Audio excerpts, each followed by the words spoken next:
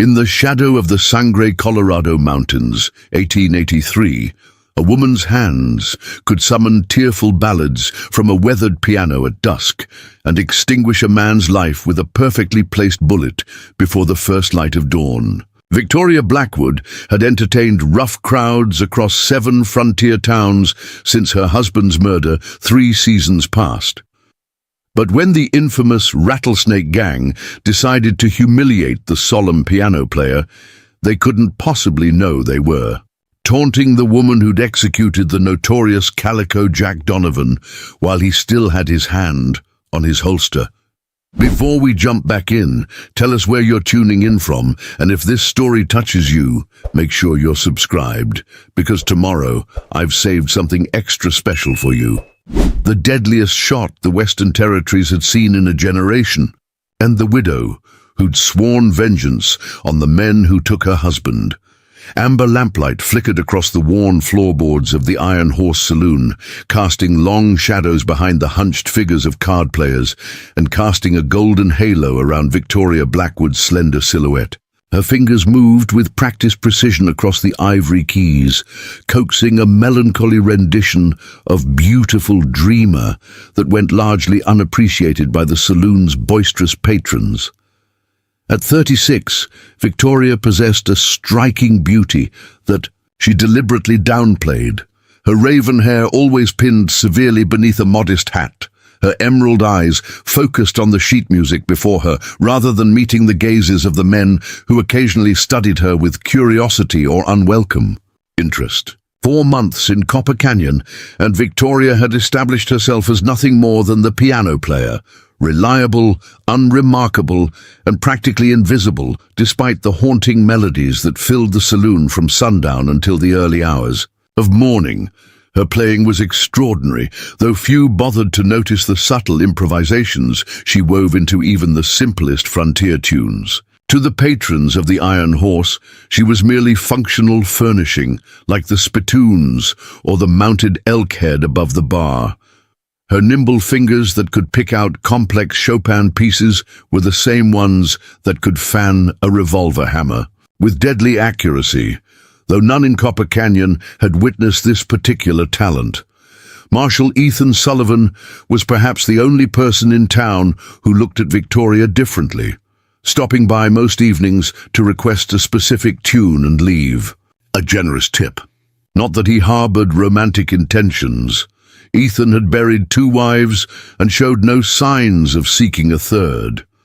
Rather, he seemed to recognize something in Victoria that others missed, a hidden depth behind her composed exterior. "Evening, Mrs. Blackwood," he greeted, tipping his hat as he approached the piano during a brief pause between songs. "That rendition of Lorena earlier was mighty fine. Reminded me of better days." Victoria offered a small, contained smile, her hands resting momentarily on her lap. "Thank you, Marshal. Any requests tonight?" "Shenandoah, if you know it," he replied, placing a silver dollar on the piano's scarred surface. "Takes me back to Virginia." "I know it well," she nodded, accepting the coin with practiced grace. As she tucked it into the pocket of her modest grey dress, Sullivan noticed the calluses on her hands, unusual calluses that didn't quite match those of a lifetime pianist. What no one in Copper Canyon knew, what Victoria had spent years ensuring, no one knew, was that beneath her modest appearance and quiet demeanor lay a history written in gunsmoke and blood. Those calluses, the Marshal noticed, came not just from piano keys, but from countless hours handling firearms, maintaining them with the same meticulous care she now showed her sheet music. Victoria Blackwood had been born Victoria Caldwell, daughter of Jonas Caldwell, one of the finest gunsmiths west of the Mississippi. From the age of 10, she'd learned to handle revolvers, rifles, and shotguns with a natural precision that astonished even her father. By 16, she could outshoot most men at her father's gun shop in Missouri.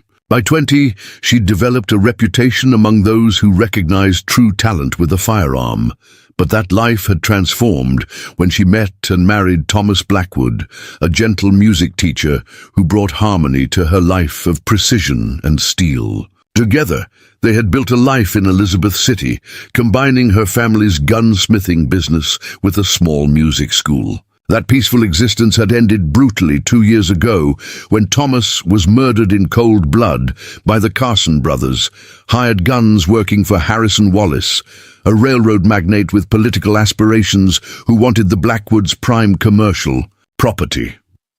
Victoria, returning from visiting her ailing father, had found Thomas lying in a pool of blood on their parlor floor, his pianist's fingers shattered one by one before the final killing shot, a signature method of the Carson brothers designed to send a message to those who refused Wallace's offers.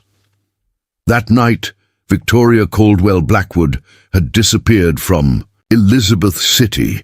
In her place emerged a series of identities across the frontier, always a widow with musical talent, always unremarkable, always watching and waiting. She'd spent 18 months tracking down each of the Carson brothers, all three meeting their ends in what appeared to be fair duels.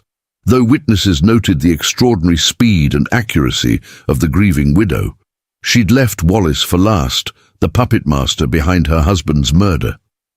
Her pursuit had led her to Copper Canyon, where Wallace was expanding his influence through investments in the region's copper mines and, more recently, through an alliance with the Rattlesnake Gang to intimidate property owners along his planned railway route. With her revenge tantalizingly close, Victoria had established herself at the Iron Horse Saloon, building the unassuming persona that would allow her to move unseen until the moment came to confront Wallace. Only Marshal Sullivan, who had once been a Texas Ranger with an unusually good memory for names and faces associated with remarkable shooting ability, occasionally looked at her with a hint of recognition that made Victoria uneasy. As Victoria played Shenandoah with a depth of feeling that momentarily hushed the usually rowdy saloon, the batwing doors swung open, admitting a group of men whose very presence seemed to darken the room. The Rattlesnake Gang, 7 hardened outlaws whose territory once limited to the southern counties, had recently expanded their operations to include Copper Canyon and the surrounding mining communities, led by Silas Snake Eyes Garrett, a man whose handsome features and educated manner belied his cold brutality. The gang swaggered to the bar, ordering whiskey with the casual arrogance of men who knew their reputation preceded them. Garrett's younger brother Luke, always looking to prove himself the more dangerous of the two, scanned the room with predatory eyes that lingered too long on Victoria. "Ain't that a pretty tune?" Luke called out, his voice cutting through the music. Almost makes a man forget he's listening to some dried-up widow tickling them ivories. Victoria's fingers never faltered, though her eyes briefly flicked toward the interruption before returning to her music. Her apparent disinterest only seemed to irritate Luke further. "Hey, piano lady, I'm talking to you," he persisted, sauntering toward the piano with whiskey in hand. "Don't you know it's rude to ignore a paying customer?" "You haven't paid for anything yet, Mr. Garrett," Victoria responded evenly, continuing to play, "and Mr. Holloway prefers requests to come through him." She nodded toward the saloon owner, who was watching nervously from behind the bar. Luke's face darkened as snickers rippled through the room. He wasn't accustomed to being dismissed, especially not by a woman. In one swift motion, he splashed his whiskey across the sheet music in front of Victoria. "There's my payment," he sneered. "Now play something with more life to it." Victoria's hands finally stilled as she regarded the ruined music, her expression unreadable. The saloon had gone deathly quiet, every patron aware of the dangerous currents now flowing through the room. "I believe the lady deserves an apology." Marshal Sullivan's voice cut through the silence as he stepped forward from his position near the wall. Silas Garrett, recognizing the potential for trouble that might interfere with their business in town, intervened smoothly. Now, Marshal, my brother's just had a bit too much to drink. No harm intended. Preparing and narrating this story took us a lot of time, so if you are enjoying it, subscribe to our channel. It means a lot to us now. Back to the story. He turned to Victoria with an insincere smile. Mrs. Blackwood, we apologize for the disruption. Please continue with whatever you were playing. But Luke wasn't ready to back down. I don't apologize to piano players, he spat, especially not ones who should be grateful for the attention. Look at her, Silas. Widow woman probably ain't had a real man notice her since her husband got himself planted. The mention of her husband caused something to shift in Victoria's eyes, a momentary flash of cold fury quickly masked by her usual composed expression. Only Sullivan, watching carefully, noticed the change. What happened next occurred so quickly that later witnesses would disagree on the exact sequence of events. Victoria stood from the piano bench with fluid grace, her right hand moving to brush back a strand of hair that had fallen loose. In that same motion, almost too fast to follow, she drew a derringer that had been concealed in her sleeve. The small pistol was suddenly level with Luke Garrett's face, barely 2 feet separating the barrel from his startled eyes. What struck everyone in the room wasn't just the unexpected appearance of the weapon, but the absolute steadiness of Victoria's hand and the cold, professional assessment in her gaze.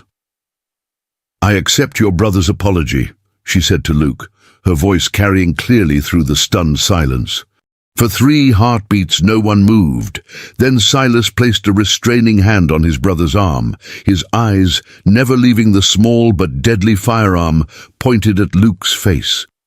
My brother misspoke, Silas said carefully.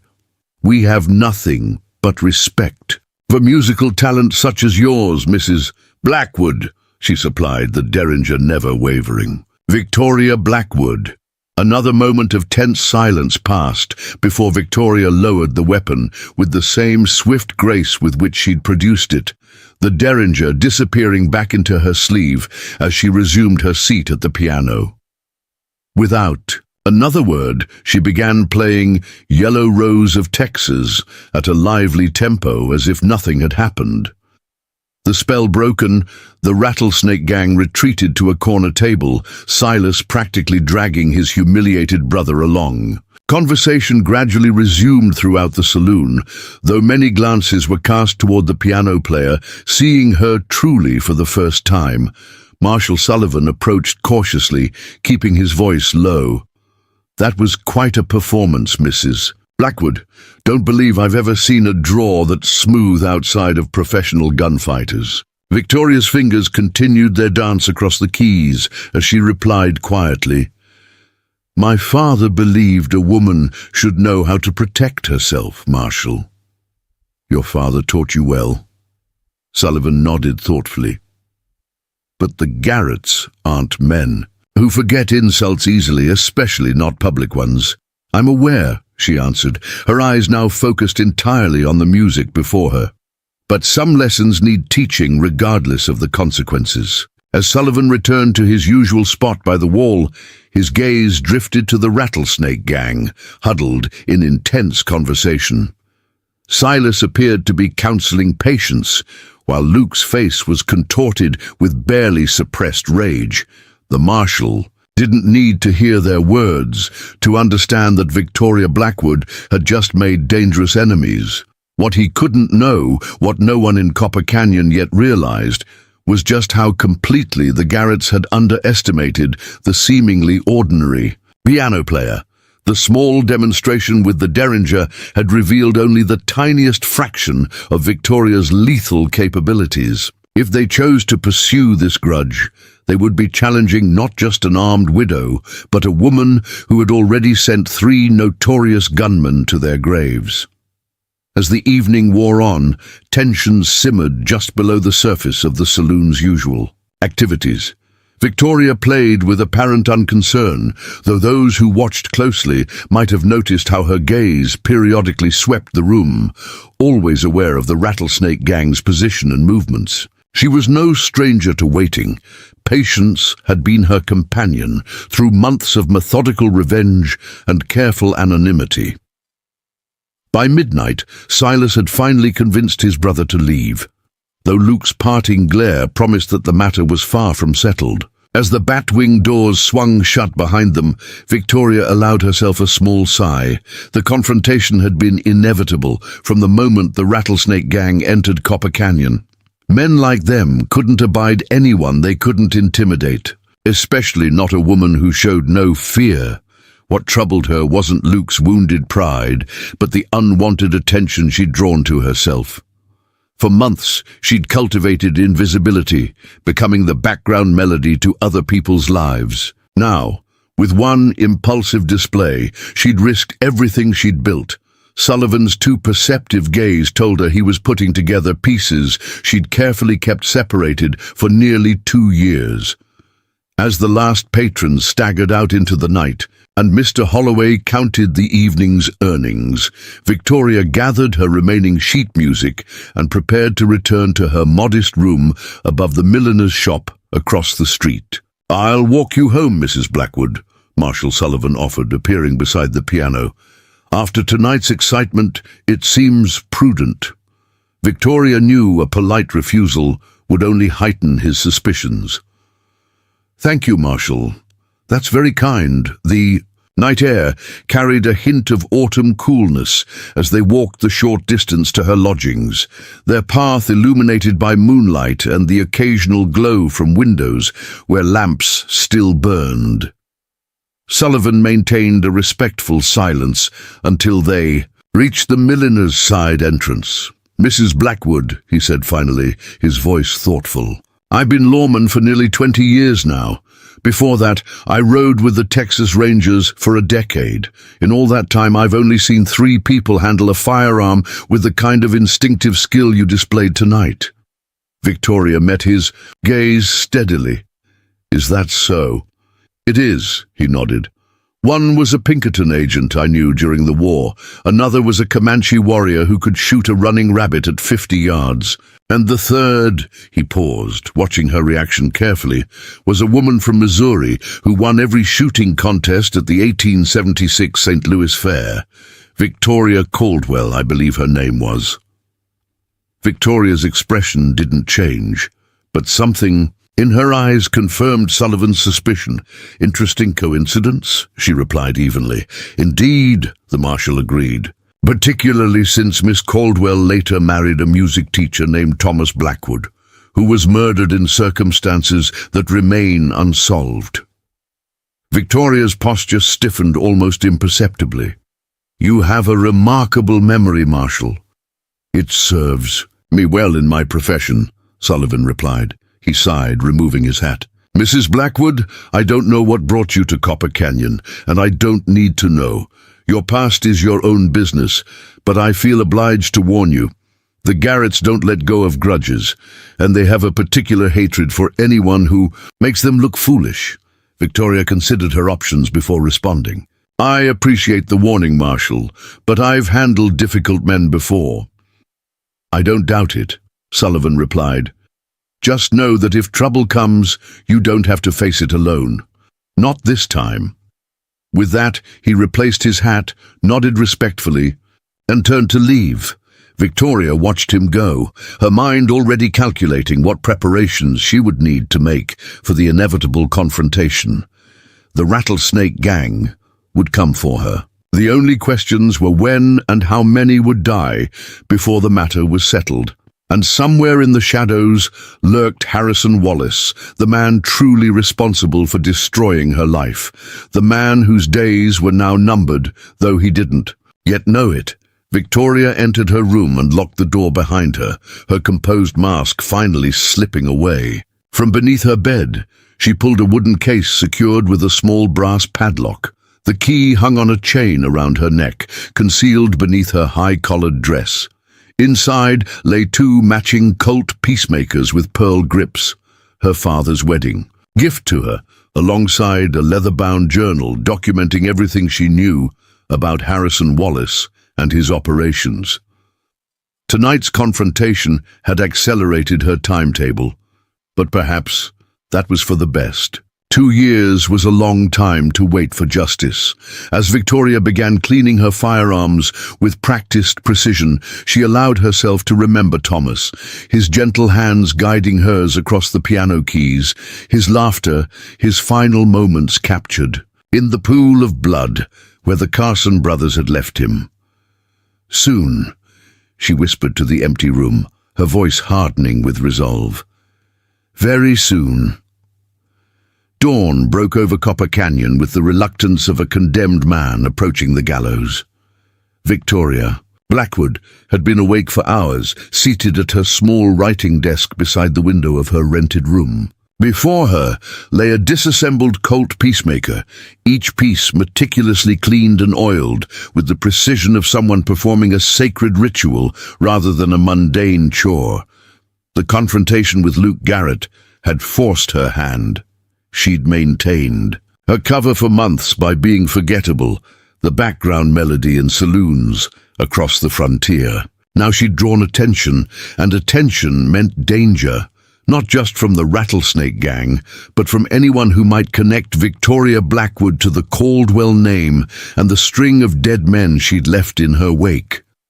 As she reassembled the revolver, with practiced efficiency, her mind analyzed her options. Leaving town was the safe choice. She'd done it before, disappearing in the night to emerge elsewhere with a slightly different name and story. But Harrison Wallace was in Copper Canyon. After 18 months of pursuit, she was finally close. Enough to complete her vengeance for Thomas's murder. The thought of abandoning that goal, even temporarily, was unacceptable. A soft knock at her door interrupted her thoughts. Victoria swiftly concealed the weapon beneath a shawl before opening the door to find Abigail Turner, the milliner who owned the building. "Good morning, Victoria," Abigail greeted, though her usual cheerfulness seemed strained. "I've brought you some breakfast. Thought you might appreciate not having to visit the cafe this morning." "That's very kind, Abigail," Victoria replied. Accepting the tray of biscuits and coffee, Abigail hesitated, twisting her hands in her apron. "Well, after what happened at the saloon last night, word travels faster than telegraph wire in Copper Canyon." "I imagine it does," Victoria acknowledged with a small smile. "People are saying you pulled a gun on Luke Garrett," Abigail continued, lowering her voice despite the empty hallway. "Is it true?" "A small derringer," Victoria confirmed. "Nothing dramatic." Abigail's eyes widened. "Nothing dramatic. Victoria, those men have killed people for less offense than being embarrassed in public." Her concern seemed genuine, which touched Victoria. Unexpectedly, it had been years since anyone had worried about her welfare. "I appreciate your concern, Abigail, but I assure you I can take care of myself." The milliner didn't appear convinced.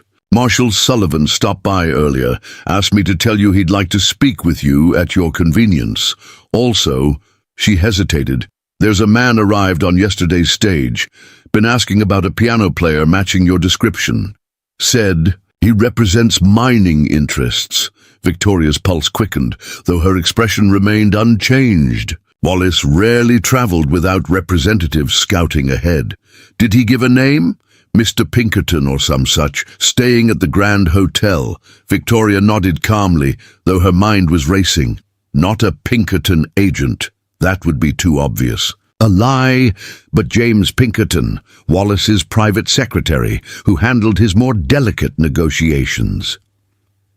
"Thank you for letting me know, Abigail. I'll speak with the marshal later today." After Abigail departed, Victoria returned to her weapons with renewed urgency. The presence of Wallace's right-hand man confirmed her suspicions. Wallace himself would arrive soon, likely on the pretext of inspecting potential mining investments, but actually to finalize arrangements with the Rattlesnake Gang regarding the railway properties.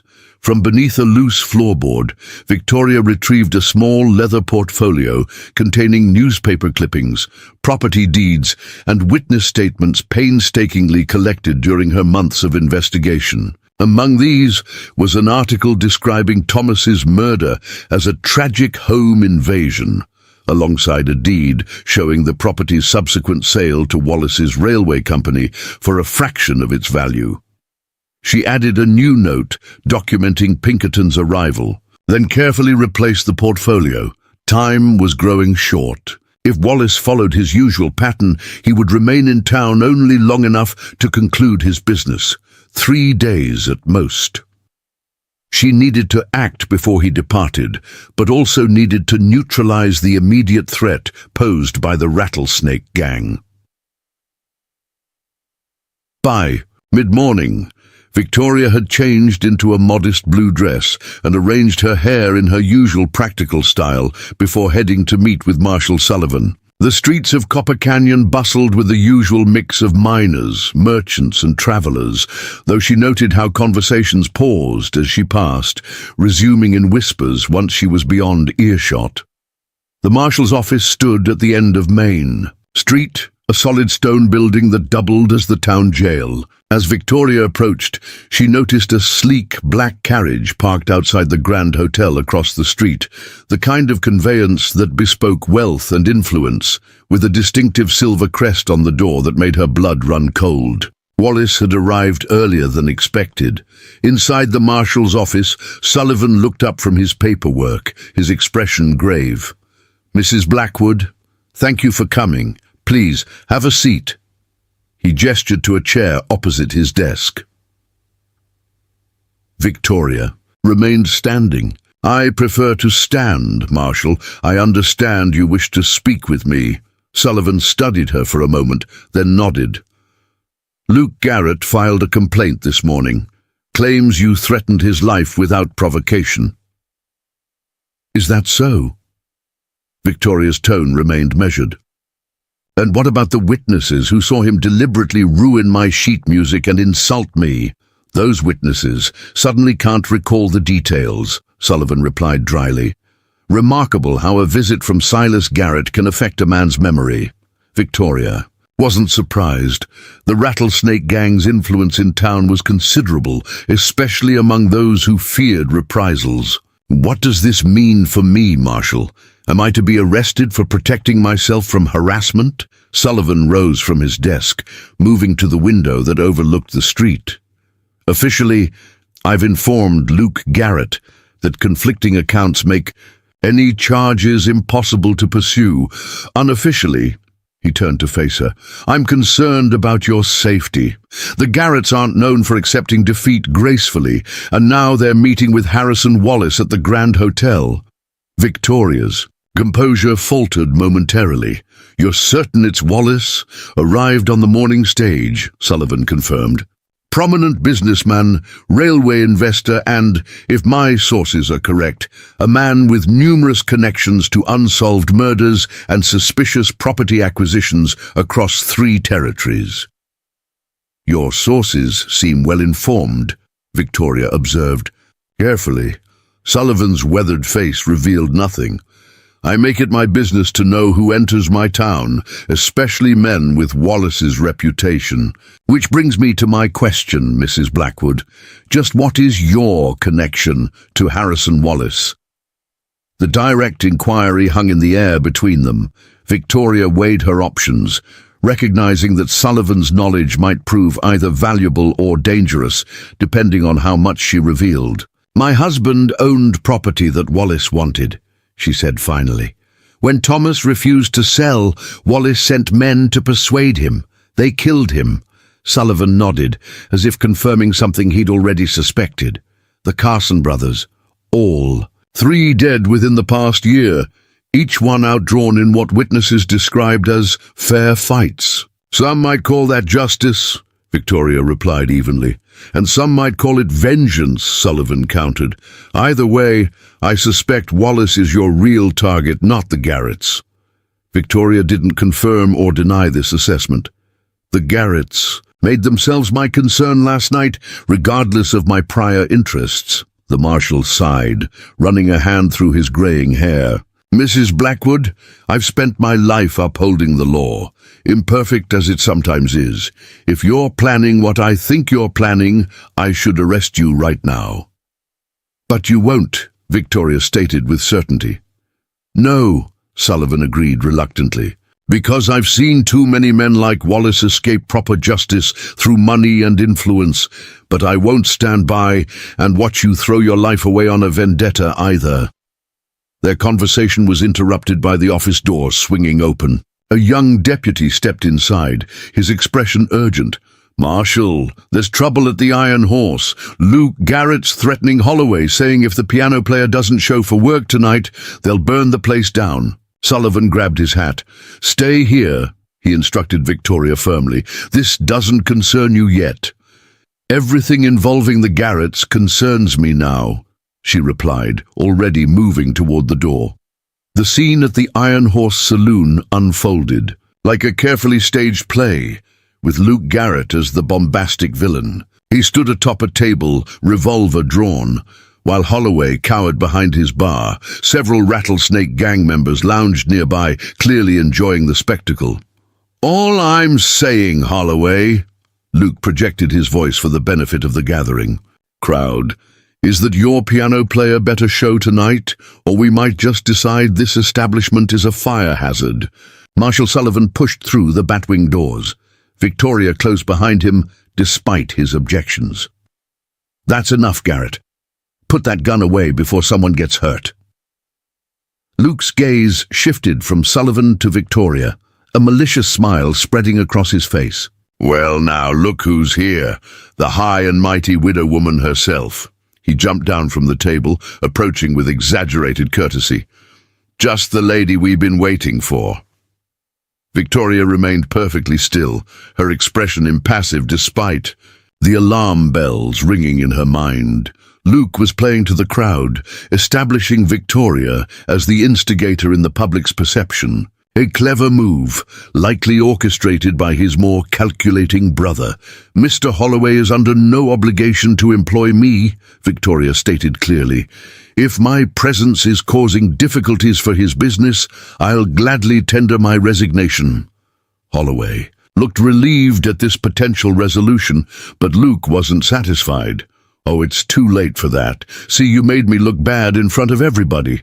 Can't let that stand now, can I?" He turned to address the onlookers. "Folks need to understand there are consequences for disrespecting the Rattlesnake gang." Sullivan stepped between them.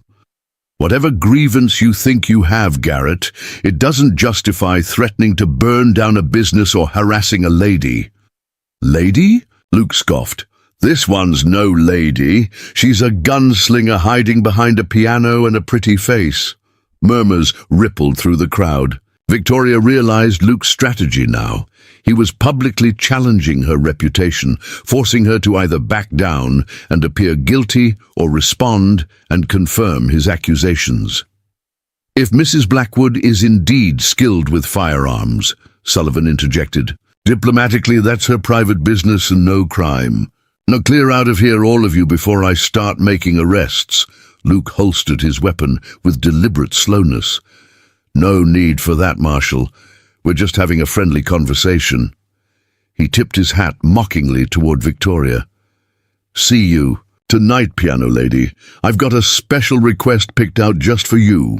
As the Rattlesnake gang members filtered out, Victoria caught a glimpse of James Pinkerton watching from the shadows near the door, his narrow face expressionless as he observed the confrontation.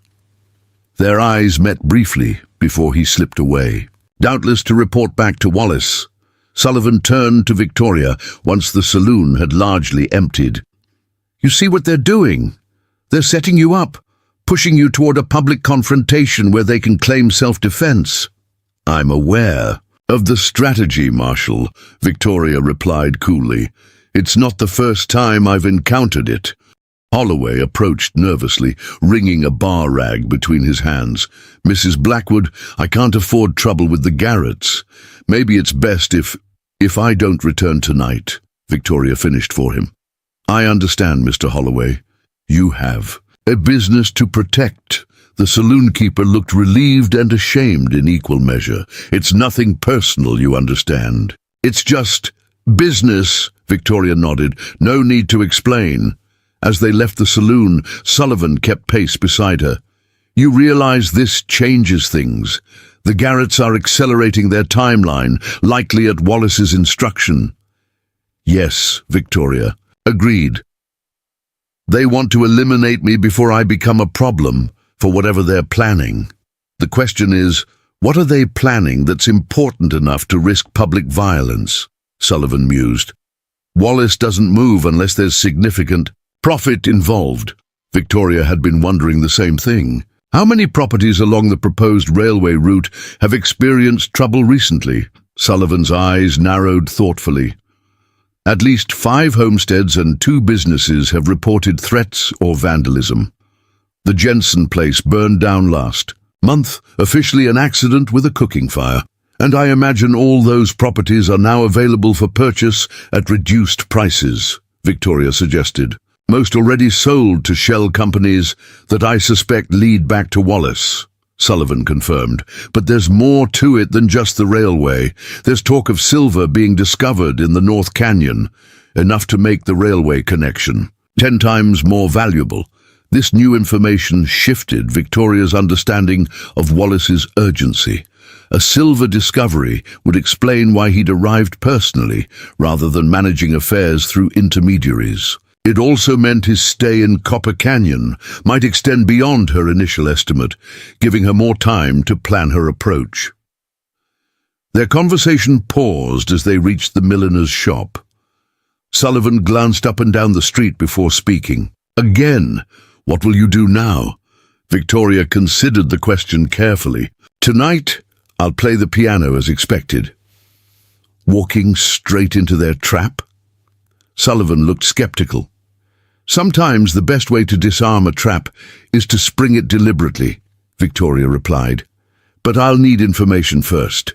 Specifically, where Wallace is staying in the hotel and when he plans to meet with the Garretts." Sullivan frowned.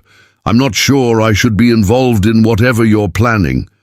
"You're already involved, Marshal," Victoria pointed out. "The moment you recognized me yesterday, the only question is whether you'll help ensure justice is served, with minimal collateral damage."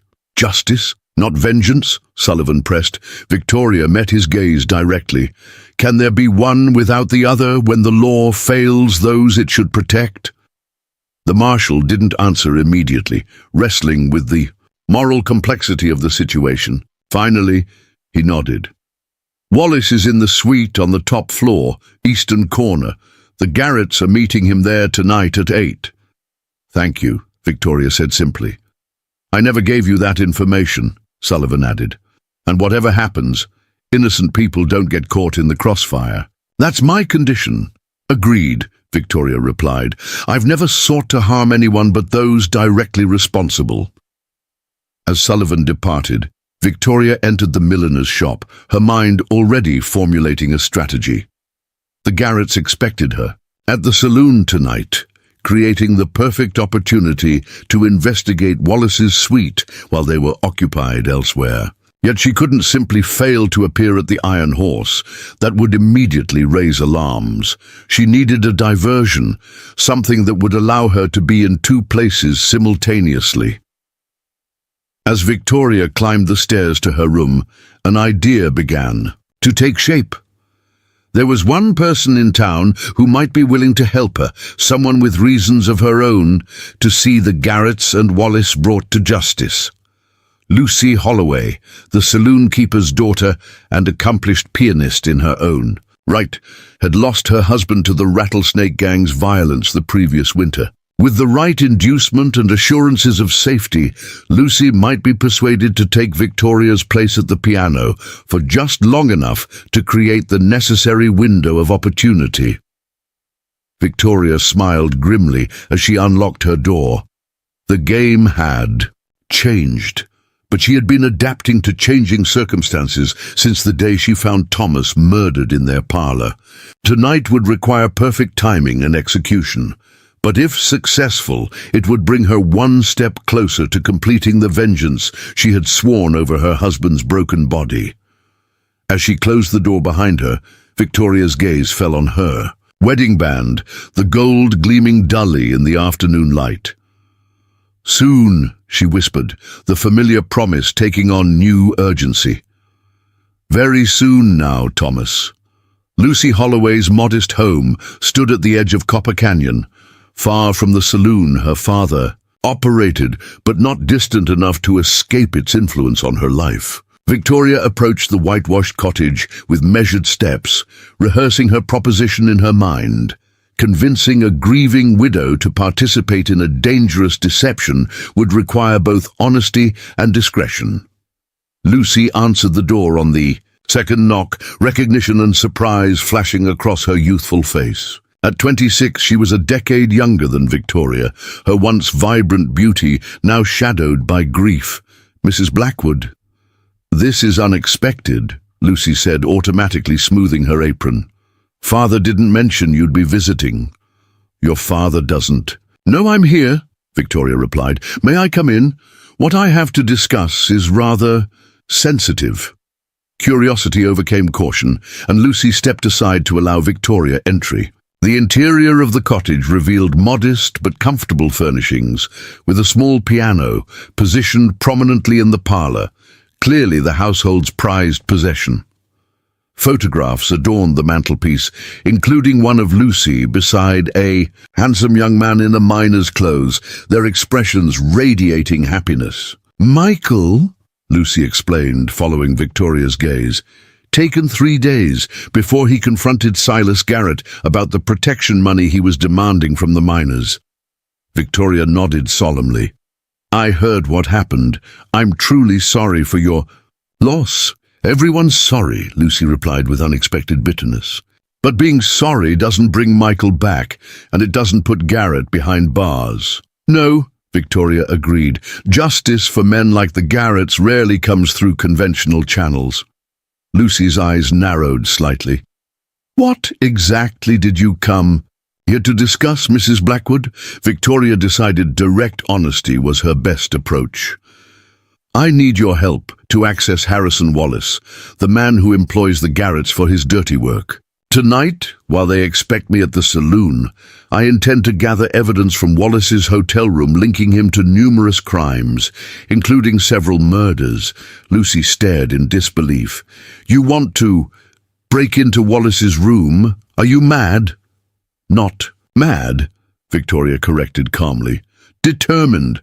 Wallace ordered my husband's murder 2 years ago, just as the Garretts killed Michael on Wallace's instructions. The law hasn't stopped him, but evidence in the right hands might."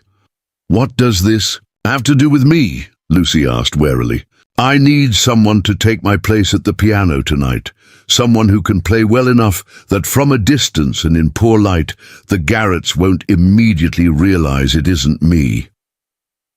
Understanding dawned on Lucy's face. "You want me to impersonate you while you commit burglary, while I gather evidence of multiple murders," Victoria clarified, "including Michael's." Lucy turned away, moving to the window that overlooked her small garden. "Even if I agreed to this madness, the Garretts know my face. They'd recognize me instantly." Victoria reached into her small handbag, removing a neatly folded bundle of dark fabric. "Not if you wear this." Lucy turned back, examining what Victoria had presented. A mourning veil, heavy enough to obscure facial features while still allowing the wearer to see the piano keys. "You've planned this carefully." "I've had nothing but time to plan since Thomas was murdered," Victoria replied simply. For several moments Lucy stood silent, internal conflict evident in her expression. Finally, she spoke. "What happens after you find this evidence? Do you take it to Marshal Sullivan?" "Yes," Victoria confirmed, choosing not to elaborate on her additional plans for Wallace himself. "Sullivan is aware of some of what I'm doing, though not all the details. He's a good man trying to work within a flawed system." Lucy's gaze returned to Michael's photograph. My husband believed in the law. He thought if people stood together against men like Garrett, justice would prevail. Her voice hardened. He was wrong. The law works when good people make it work, Victoria said carefully. Sometimes that requires gathering evidence through unconventional means. Lucy crossed to the piano, running her fingers lightly across. The keys.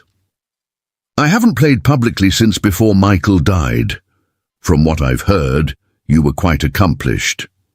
Father wanted me to perform at the saloon, but Michael thought it beneath his wife's dignity. A sad smile crossed Lucy's face.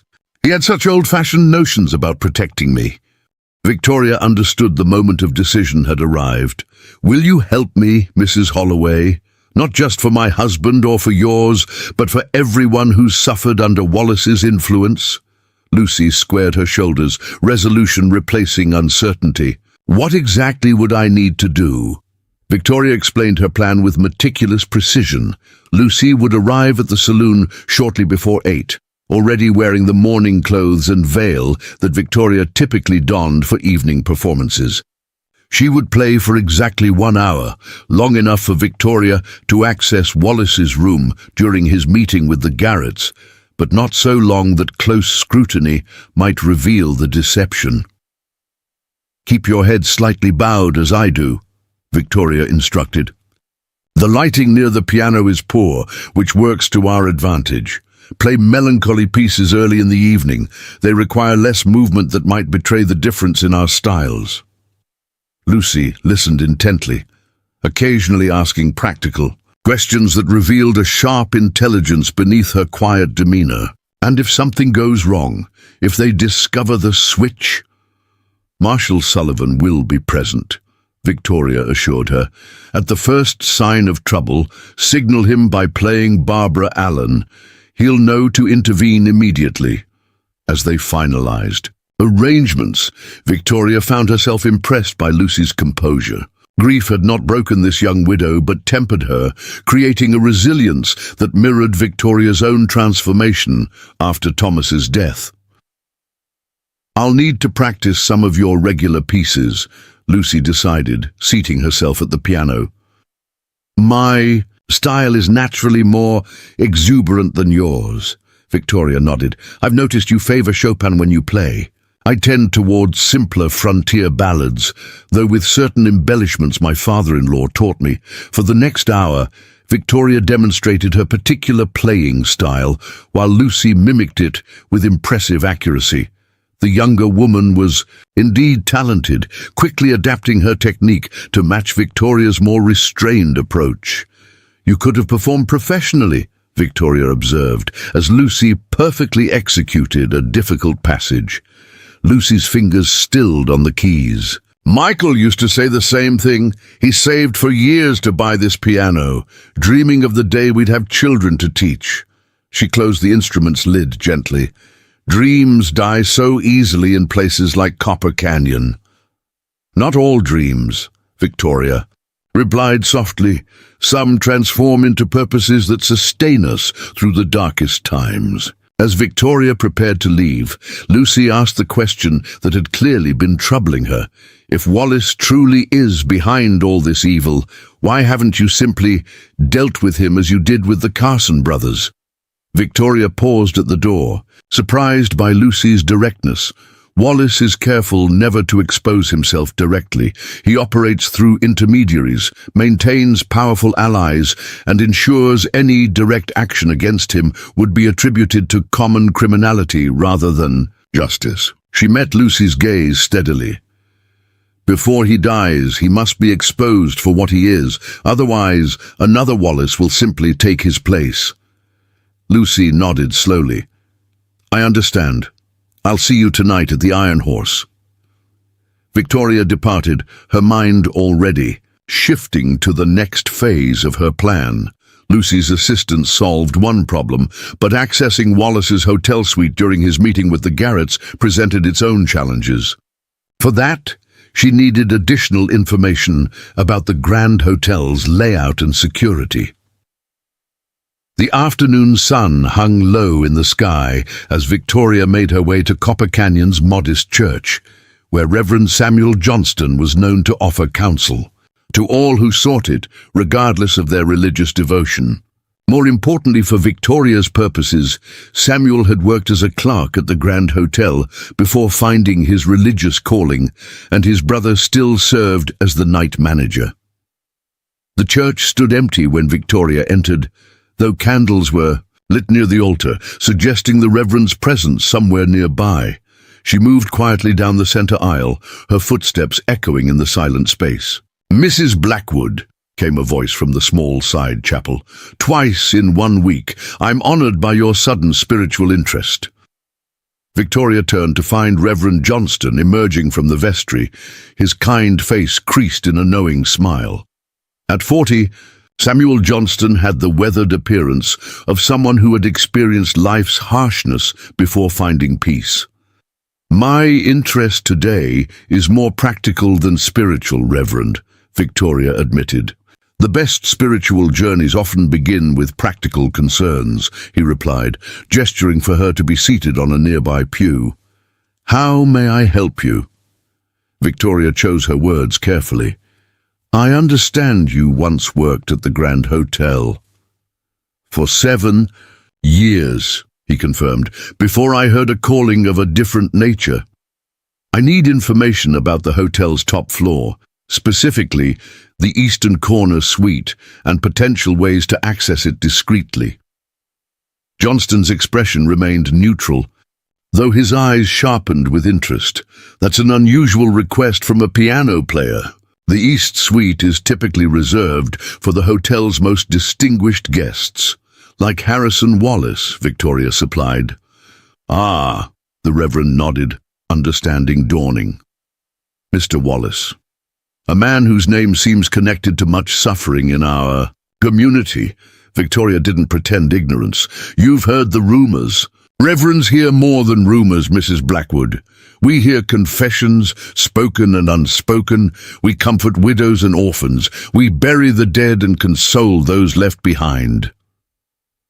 Johnston's voice remained gentle, but carried an undercurrent of steel. "I've buried 3 men this year alone, whose deaths connect, however indirectly, to Mr. Wallace's business interests." "Then you understand why I'm asking," Victoria said simply. Johnston studied her for a long moment. "What do you intend to do if I help you?" "Gather evidence of Wallace's crimes. Evidence that Marshal Sullivan can use to bring him to proper justice." "Just evidence?" Johnston pressed. "Nothing more? Permanent?" Victoria met his gaze without wavering. "I seek justice, Reverend, in whatever form is necessary." The Reverend sighed deeply, removing his spectacles to clean them with a handkerchief, a habit that betrayed inner conflict. "There is a service corridor that runs behind the suites on the eastern side. It's used by the maids for delivering fresh linens and removing laundry. The door at the end of that corridor is typically unlocked until 10, when the head housekeeper makes her final rounds." Victoria nodded encouragingly. "And how would one access this corridor?" The service stairs at the rear of the building led directly to it. During evening hours, those stairs are rarely used except by staff. Johnston replaced his glasses. "The East Suite itself has a secondary door for servants' use, less conspicuous than the main entrance from the hallway. Would this service door be locked?" "Always," Johnston confirmed. "But," he hesitated before continuing, "the lock's on. Those doors are simple. Any person familiar with basic lock mechanisms could likely open one." Victoria understood his careful phrasing. "Hypothetically speaking, of course." "Of course," he agreed. "Purely hypothetical information for a historical understanding of the hotel's architecture." Rising from the pew, Victoria felt a renewed sense of purpose. The pieces of her plan were falling into place with almost providential precision. "Thank you for your historical insights, Reverend." Johnston stood as well, his expression troubled.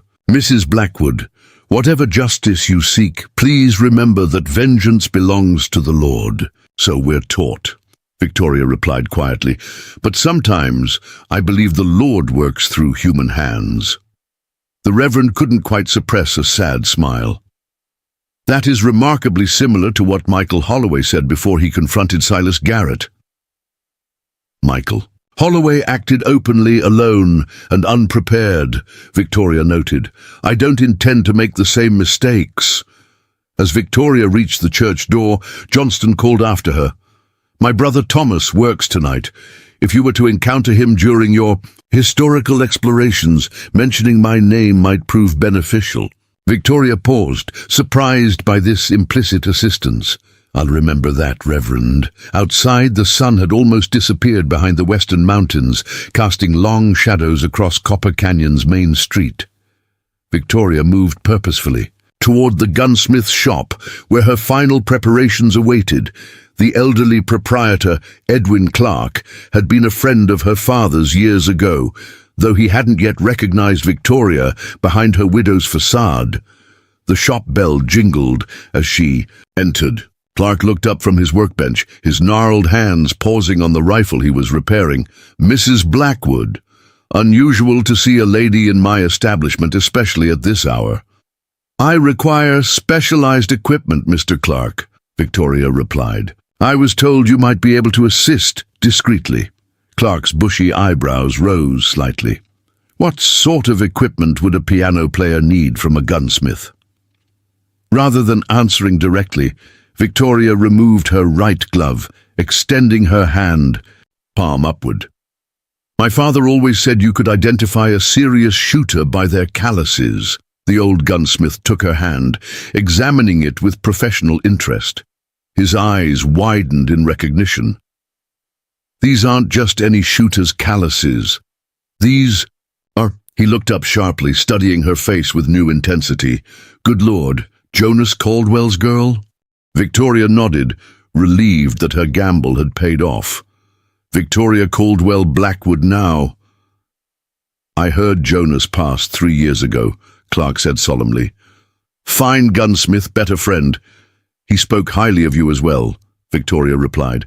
Said if I ever needed quality work without questions, Edwin Clark was the man to see. Clark released her hand, moving to lock the shop door and turn the sign to closed. What exactly do you need, Miss Victoria? Victoria outlined her requirements with precision that impressed even the veteran gunsmith. A Derringer modified for silent operation through barrel porting and specialized ammunition. Lockpicks disguised as hairpins. A shoulder holster designed for her Colt Peacemaker that would remain invisible beneath a woman's clothing. Planning. Something serious, aren't you? Clark observed as he gathered the requested items from various locked cabinets. Harrison Wallace ordered my husband's execution, Victoria stated flatly. He shattered Thomas's fingers one by one before killing him, simply because we wouldn't sell our property for his railway. Clark nodded grimly. Wallace's men visited my shop last month, suggested I might want to sell before accidents started. Happening. I've slept with a shotgun beside my bed ever since. He placed the modified Derringer on the counter. This was your father's design, you know, called it the gentleman's surprise. Quiet as a whisper, but hits like a sledgehammer at close range. Victoria examined the weapon appreciatively. He made one for me when I turned 18. Said a lady should always have options that her adversaries wouldn't expect. As Clark completed her unusual order, Victoria explained her immediate plans, not out of carelessness, but strategic necessity. If something went wrong tonight, someone needed to know her intentions. Wallace is meeting the Garretts at 8, she concluded. While they're occupied, I'll search his suite for documentation linking him to the Carson brothers and my husband's murder. And if you find such evidence, Clark asked, though his tone suggested he already knew the answer. I'll ensure it reaches Marshal Sullivan, Victoria replied, along with similar evidence connecting Wallace to crimes here in Copper Canyon. Clark nodded slowly, And Wallace himself? Victoria checked the action on the modified derringer before concealing it in her sleeve holster. That depends on Wallace. I'd prefer him to face public justice, but I'm prepared for alternatives. The old gunsmith regarded her with a mixture of concern and respect. You're your father's daughter, right enough. Jonas always said you had the steadiest hands he'd ever taught. He hesitated, then added, "Be careful, Victoria. Wallace didn't get where he is by being careless or forgiving." "Neither did I," Victoria replied simply. Dusk had transformed into full darkness by the time Victoria completed her preparations and returned to her room above the milliner's shop. She dressed carefully in dark clothing that would allow freedom of movement while still maintaining the appearance of a respectable widow should she be observed. The shoulder holster Clark had provided fit perfectly beneath her shawl, the weight of the Colt Peacemaker a comforting presence against her ribs. At her writing desk, Victoria penned 2 letters. The first contained detailed evidence of Wallace's crimes, including dates, witnesses, and financial transactions she had painstakingly documented during her months of investigation. This she addressed to Marshal Sullivan, to be delivered only if she failed to return. The second letter was more personal, a final message to her long-dead husband, explaining the journey that had brought her to this moment of reckoning. This she placed in her Bible, where Abigail would surely find it if necessary. A soft knock at her door announced Lucy Holloway's arrival. The younger woman entered looking transformed, dressed in Victoria's mourning clothes with the heavy veil obscuring her features. She could indeed pass for Victoria at a distance. "You were right about the lighting," Lucy observed, adjusting the veil. "With this on, even father barely recognized me when I told him the plan." Victoria raised an eyebrow. "You told your father?" "Not everything," Lucy assured her. "Just that. You needed to be elsewhere tonight, and I'd be substituting." He was surprisingly amenable once I pointed out it might reduce the Garrett's interest in burning down his establishment. Victoria checked the mantel clock, 7:45. "It's time. Remember, 1 hour of playing, then excuse yourself regardless of circumstances. By then, either I'll have what I need or things will have gone wrong," Lucy finished, "in which case my continuing the charade would serve no purpose." Victoria nodded, impressed again by the younger woman's composure. "Marshal Sullivan will be watching the saloon. Signal him with Barbara Allen if there's any trouble." Lucy gripped Victoria's hand briefly. "Be careful, and if you see Wallace," her voice hardened, "remember my Michael as well as your Thomas." As I... Lucy departed for the saloon. Victoria moved to the window, watching until the veiled figure disappeared through the iron horse's bat-wing doors. Across the street, she glimpsed Marshal Sullivan taking up his position on the boardwalk, his posture casual, but his attention clearly focused on the saloon's entrance. Victoria checked her weapons one final time, then slipped out through the milliner's back door. The game was in motion. Within the hour, she would either have the evidence needed to bring Wallace to justice, or she would take justice into her own hands directly. Either way, after 2 years of pursuit, her path was about to intersect with the man responsible for destroying her life. As she moved silently through the shadows toward the Grand Hotel, Victoria felt her grief and rage crystallize into cold determination. Tonight, one way or another, Thomas would have his justice. The Grand Hotel stood as Copper Canyon's monument to ambition. 3 stories of imported brick and expansive windows, illuminated by electric lights that marked it as the only establishment in town to have abandoned gas lamps. Victoria approached from the rear alley, where the service entrance remained propped open as kitchen staff disposed of the evening's food waste. From her earlier reconnaissance, Victoria knew the hotel's rhythm intimately.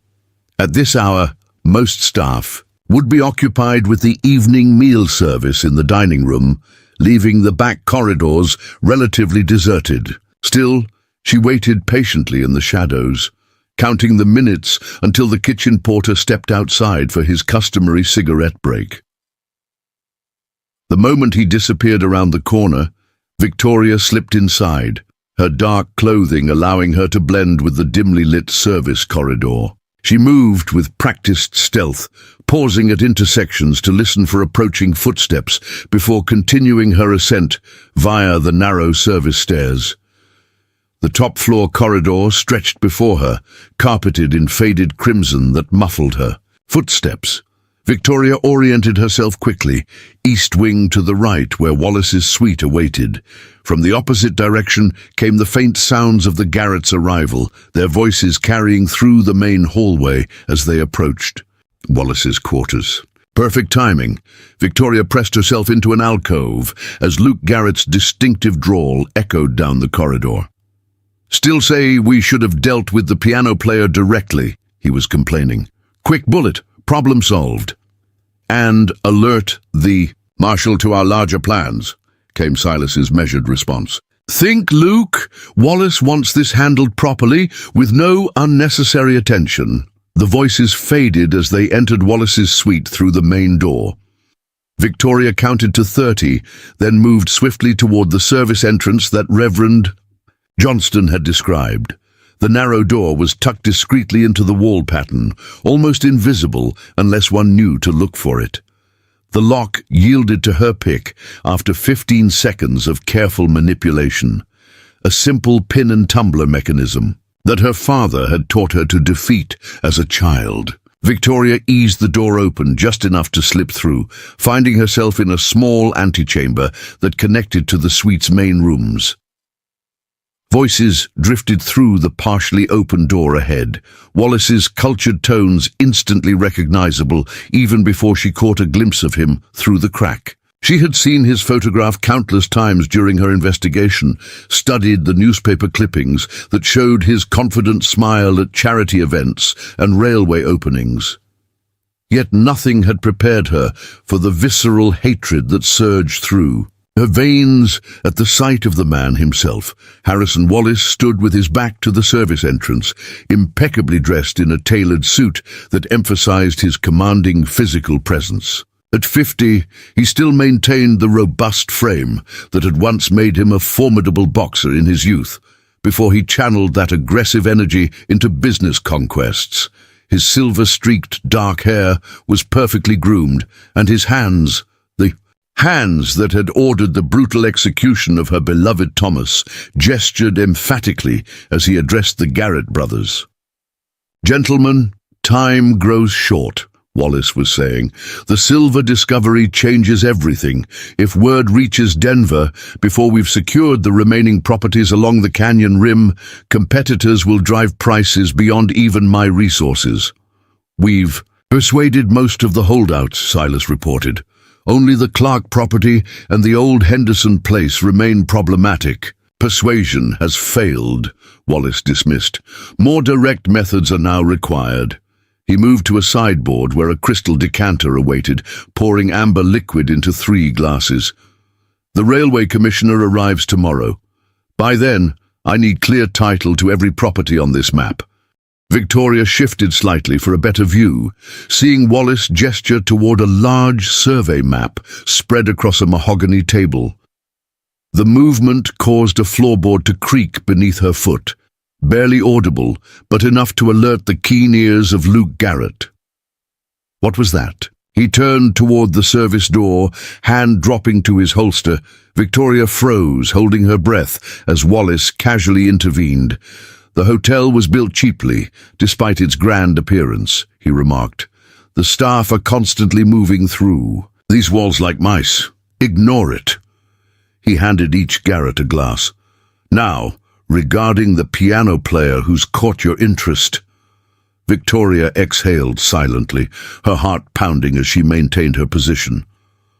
Wallace's dismissal had been fortuitous, but she couldn't risk another mistake. While the men returned to their discussion, she carefully surveyed the antechamber for anything of value.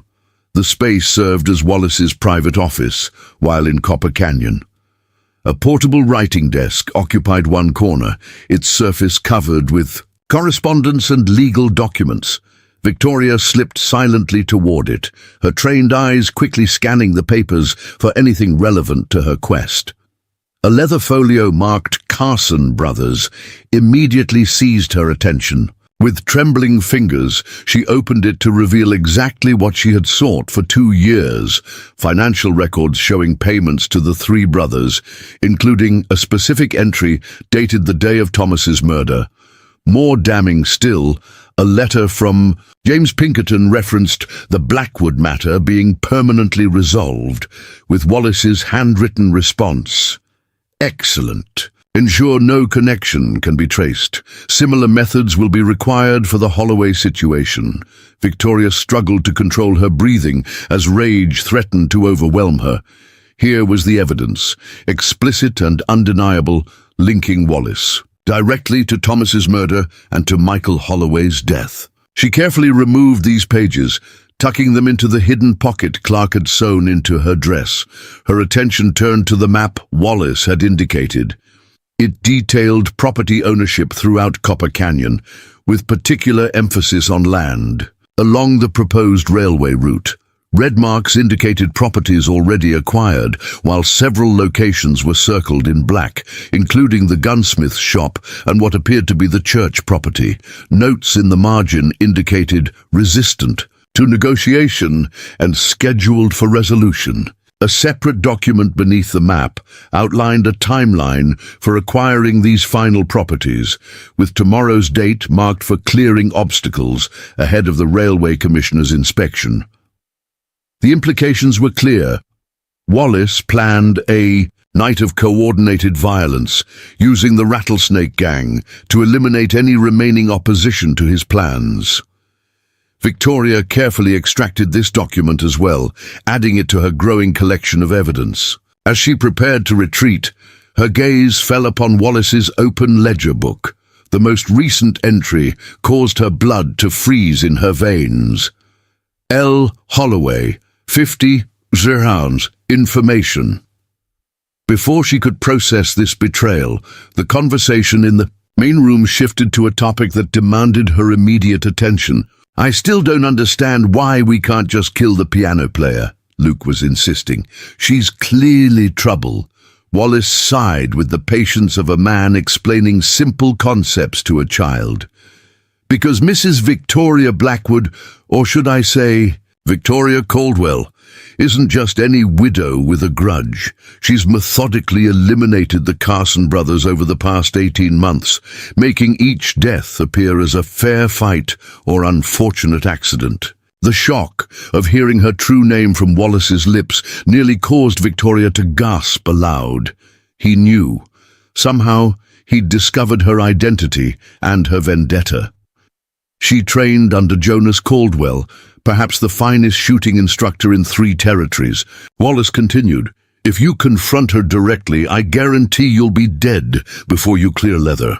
Then what's your plan? Silas asked pragmatically. The simplest solution, Wallace replied, his tone chillingly matter-of-fact. While she plays at the Iron Horse tonight, we'll ensure her lodgings suffer an unfortunate fire. Tragic, but not suspicious in a town with so many wood structures and coal stoves. And if she survives, Luke pressed. She won't, Wallace assured him. I've arranged for insurance. James is positioned across from the milliner's shop with a rifle. Should she somehow escape the flames, he'll ensure she doesn't reach the street. Victoria's mind raced. Lucy was at the saloon wearing her clothing, playing her music. If Wallace's men set fire to her lodgings, they would soon discover her absence and realize something was amiss. Worse, when the real Victoria failed to appear, they might expand their search to include the hotel itself. She needed to warn Lucy and Marshal Sullivan immediately. But first, she required one final piece of evidence, something that would tie Wallace irrefutably to the planned violence. As if answering her unspoken need, Wallace moved to a small safe concealed behind a landscape painting, turning the dial with practiced ease. This should motivate you to handle matters correctly, he said, removing a thick envelope. 5,000. Now 15,000 upon confirmation that all properties have been cleared and titles transferred. Victoria knew she would never get a better opportunity. Drawing the modified derringer from her sleeve, she pushed the service door fully open and stepped into the room. "I believe you're planning a busy evening, Mr. Wallace," she stated calmly, her weapon trained steadily on the man who had ordered her husband's murder. The tableau froze. Wallace with the envelope extended, the Garrett brothers halfway risen from their seats, faces contorted in surprise. For 3 heartbeats, nobody moved. "Mrs. Blackwood," Wallace recovered first, his composure remarkable despite the circumstances. "Or perhaps you prefer Caldwell. We were just discussing you." "So I heard," Victoria replied, her voice cold as mountain ice. "Including your plans for tonight's entertainment." Luke Garrett's hand twitched toward his holster, but Victoria's slight adjustment of aim stopped him instantly. "I wouldn't," she advised. "This derringer has been modified by a gunsmith who learned his craft from my father. The trigger pull is less than 2 ounces, and at this range I couldn't possibly miss." "You're outnumbered, Mrs. Blackwood," Silas observed calmly. "Even if you shoot one of us, the others will kill you before you can reload." "That's why I brought this as well," Victoria replied, using her free hand to extract her father's peacemaker from its shoulder holster. "I can put a bullet through Mr. Wallace's heart with the derringer and still have 6 rounds for you and your brother." Wallace's confident smile never wavered, though his eyes had hardened to flints. "Impressive display, Mrs. Blackwood, but what exactly do you hope to accomplish here? Even if you kill all 3 of us, you'll never leave this hotel alive." "I'm not here to kill you, Mr. Wallace," Victoria responded, surprising them. "At least, not immediately. I'm here for justice, which begins with evidence." She gestured toward the papers on the writing desk. "Evidence I now possess linking you directly to my husband's murder, to Michael Holloway's death, and to your plans for further violence in Copper Canyon." For the first time, Wallace's composure cracked slightly. "You're bluffing." "The Carson brothers' payment records, Pinkerton's report on the Blackwood matter, your instructions regarding Michael Holloway, your map detailing properties marked for clearing tomorrow night." Victoria listed her discoveries with clinical precision, plus your own words, just now, confirming your knowledge of and involvement in multiple murders. Luke Garrett glared at her with undisguised hatred. "So you'll what? Turn the evidence over to Sullivan. The marshal can be dealt with." "Copies will go to Sullivan," Victoria confirmed. "Others to the territorial governor, newspaper editors in Denver, and several judges whose reputations remain untarnished by your influence. Your empire of murder and intimidation ends tonight, Mr. Wallace." Wallace studied her with the calculating appraisal of a businessman confronting unexpected competition. "You've gone to impressive lengths, Mrs. Blackwood, but you've overlooked something crucial." Victoria's eyes narrowed slightly. "And what might that be?" "James Pinkerton is currently aiming a rifle at the Iron Horse Saloon," Wallace replied smoothly. "One signal from me, or more precisely, the absence of a signal at the appointed time, and he'll fire upon the veiled figure playing the piano. Your disguise may have fooled others, but not my associates." The blood drained from Victoria's face as she realized the terrible miscalculation. Wallace didn't plan to burn her lodgings. That had been deliberate misinformation for the Garretts. His true target was Victoria herself, at the saloon, where Lucy now sat vulnerable in her place. "You're lying," she managed, though uncertainty had crept into her voice. "Am I?" Wallace smiled coldly. 8:30 was the designated time. That's, he checked his pocket watch, precisely 4 minutes from now. Unless I appear at my hotel window and wave a white handkerchief, Pinkerton will take the shot. Victoria's mind raced through her options, each more desperate than the last. If she killed Wallace now, Lucy would die. If she allowed Wallace to signal Pinkerton, she lost her advantage and any hope of controlling this confrontation. "Lower your weapons, Mrs. Blackwood," Wallace continued, his voice reasonable and measured. "We can discuss terms that might prove mutually beneficial." "The only terms I'm interested in involve you facing justice for Thomas's murder," Victoria replied, though her resolve was wavering as she thought of Lucy sitting unaware at the piano, believing herself safe under Sullivan's watchful eye. Silas Garrett, ever the tactician, recognized the shift in the balance of power. "Seems we're at an impasse that benefits no one. Perhaps a compromise." "What compromise could possibly exist between us?" Victoria demanded, her attention divided between the immediate threat and the ticking clock. "Allow Mr. Wallace to signal."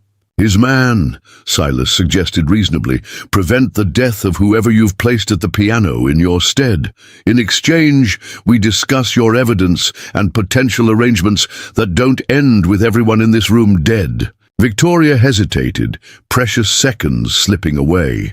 The evidence she'd gathered could ensure Wallace's downfall, even if she didn't kill him tonight. Lucy's life, however, couldn't be recovered once lost. 3 minutes remaining, Wallace noted, calmly. "I admire your strategic thinking, Mrs. Blackwood. Truly I do. Your substitution at the piano was masterful. But in your determination to avenge your husband, you've placed another innocent in harm's way. Can you live with that?" The question struck Victoria with unexpected force.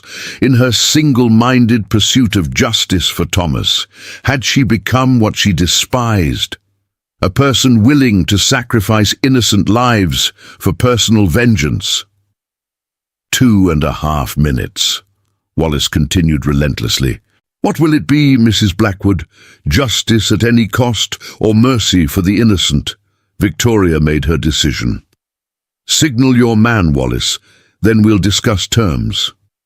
Wallace moved deliberately to the window, extracting a white handkerchief from his breast pocket. Opening the curtains fully, he waved the cloth in a precise pattern, 3 short movements followed by a circular motion. "It's done," he announced, turning back to face her. "Your substitute will live, assuming you've correctly identified my target." Victoria maintained her aim, though doubt gnawed at her certainty. Had Wallace truly called off his assassin, or had the signal been something else entirely? She had no way to verify without abandoning her position of strength. "Now, regarding those terms," Wallace continued smoothly, returning to his desk, "I propose—" His sentence remained forever unfinished, as the window behind him exploded inward. In a shower of glass, Wallace staggered forward, clutching his shoulder where a rifle bullet had torn through flesh and bone. Blood bloomed across his immaculate white shirt as he collapsed against the desk, his face contorted in shock and pain. Victoria instinctively dropped to a crouch, weapons still trained on the Garrett brothers, who had likewise sought cover behind. Overturned furniture, a second shot whistled through the broken window, embedding itself in the wall inches from Silas's head. "What the hell?" Luke shouted, panic replacing his earlier bravado. "Who's shooting?" The answer came in the form of a third shot that shattered the crystal decanter on the sideboard, sending glass and whiskey spraying across the room. Through the broken window, Victoria glimpsed a figure on the rooftop of the building opposite. A figure handling a rifle with unmistakable expertise. "James!" Wallace gasped, pressing his handkerchief against his wound. "It's James. He's turned on us." Victoria processed this development with lightning speed. Wallace's signal hadn't been to spare Lucy. It had been to identify himself as the primary target. Pinkerton had never intended to shoot the pianist at all. His true aim had been Wallace himself all along. "I believe your secretary has renegotiated his employment terms," Victoria observed dryly, maintaining her position as another shot splintered the doorframe near Luke's position. "Impossible!" Wallace snarled through gritted teeth. "Pinkerton has been loyal for 15 years. Perhaps, Victoria suggested, he found your loyalty lacking in return. That entry in your ledger about Lucy Holloway providing information, did you plan to eliminate her too once she served her purpose? Before Wallace could respond, the hotel room door burst open to reveal Marshal Sullivan, shotgun at the ready. "Nobody move," he commanded, taking in the chaotic scene with professional calm. Sullivan's appearance shifted the dynamics instantly. Luke Garrett, recognizing the hopelessness of their position, raised his hands in surrender. Silas, always the pragmatist, followed suit after a moment's calculation. "Marshal," Victoria acknowledged, keeping her weapons trained on Wallace. "Your timing is impeccable." "Gunshots in my town tend to attract my attention," Sullivan replied grimly, "particularly when they're preceded by a warning from Lucy Holloway that something might be happening at the Grand Hotel."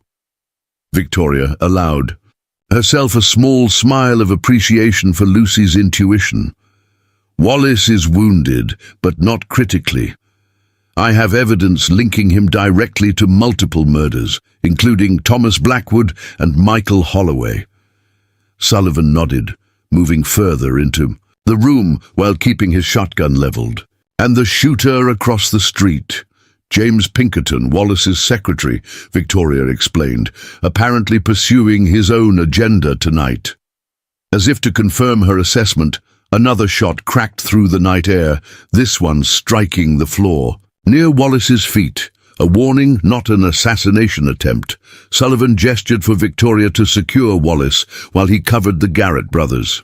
"I've got deputies surrounding the building. Pinkerton won't escape." "I'm not convinced they're trying to capture him," Victoria remarked, noticing the deliberate lack of urgency in the deputies' movements visible in the street below. Wallace, despite his injury, maintained the commanding presence that had built his empire. "This changes nothing, Mrs. Blackwood. I have connections beyond your imagination, judges, governors, senators who benefit from my enterprises. This evidence of yours will never see a courtroom." Victoria knelt beside him, pressing the derringer against his throat with unwavering steadiness. "Perhaps not," she acknowledged softly. "Perhaps justice through legal channels is indeed beyond reach where you're concerned." Wallace's eyes widened slightly as he recognized the implication. "You wouldn't, not with Sullivan present, not after coming this far." "Wouldn't I?" Victoria's voice dropped to a whisper meant only for Wallace's ears. "I tracked the Carson brothers across 3 territories. I spent 2 years building a life around the singular purpose of finding you. What makes you think I lack the resolve to finish what I started?" For the first time, genuine fear flickered across Wallace's features as he recognized the absolute conviction in Victoria's eyes. This wasn't an empty threat or negotiating tactic. This was the unvarnished truth from a woman who had already sacrificed everything in pursuit of justice. "Marshal," Victoria called, never taking her eyes from Wallace's face. "I believe Mr. Wallace wishes to make a full confession regarding his business activities in Copper Canyon, including his arrangement with the Garrett brothers and their role in numerous deaths." Sullivan approached cautiously. "Is that so, Wallace?" Wallace remained silent, his calculating mind visibly weighing options that dwindled by the second. Victoria applied slightly more pressure with the derringer, the barrel leaving a small indentation in the flesh beneath his jaw. "Last chance for redemption," she murmured. "Choose wisely." The moment stretched taut as a violin string, the room's atmosphere charged with potential violence. Then, almost imperceptibly, Wallace nodded. "I'll provide details," he conceded, his voice strained. "Names, dates, transactions, everything." Victoria maintained her position for several heartbeats longer, searching Wallace's eyes for deception. Finding none, only the desperate calculation of a man faced with imminent mortality, she slowly withdrew the derringer. "A wise decision," she remarked, rising to her feet. "Marshal Sullivan will ensure your confession is properly documented." As Sullivan began securing the prisoners, Victoria moved to the broken window, looking across to where Pinkerton had been positioned. The rooftop now stood empty, the shooter having disappeared into the night. Another piece of the puzzle that didn't quite fit, but one that could be addressed later. For now, Victoria had achieved what she'd set out to accomplish: evidence of Wallace's crimes, his confession, and most importantly, justice for Thomas. Not through the revenge she had initially sought, but through something potentially more lasting: Wallace's complete downfall and the dismantling of his criminal enterprise. As she gathered the remaining evidence from Wallace's desk, Victoria felt a curious sensation spreading through her chest. Not the cold satisfaction she had anticipated, but something lighter, almost like relief. The weight of vengeance that had defined her existence for 2 years began to lift, allowing her to glimpse, however faintly, a future beyond this mission of retribution. Outside, the church bells tolled 9 o'clock. Victoria Blackwood, or Caldwell, as she might reclaim, had survived her day of reckoning. What remained to be seen was what she would build in the aftermath. The dawn that broke over Copper Canyon the following morning carried the crystalline clarity that only follows significant change. Victoria stood at her window, watching as the first golden rays illuminated a town transformed, not physically, but in the invisible currents of power that had shifted irrevocably during the night. Harrison Wallace, architect of so much suffering, now occupied a cell in Marshal Sullivan's jail alongside the Garrett brothers. His empire, built on intimidation and murder, had begun crumbling the moment his written confession was telegraphed to the territorial governor. By sunrise, federal marshals were already riding toward Copper Canyon to transport the prisoners to Denver for formal prosecution. Yet despite this triumph, Victoria felt strangely hollow as she packed her few belongings. For 2 years, the pursuit of justice for Thomas had defined her existence.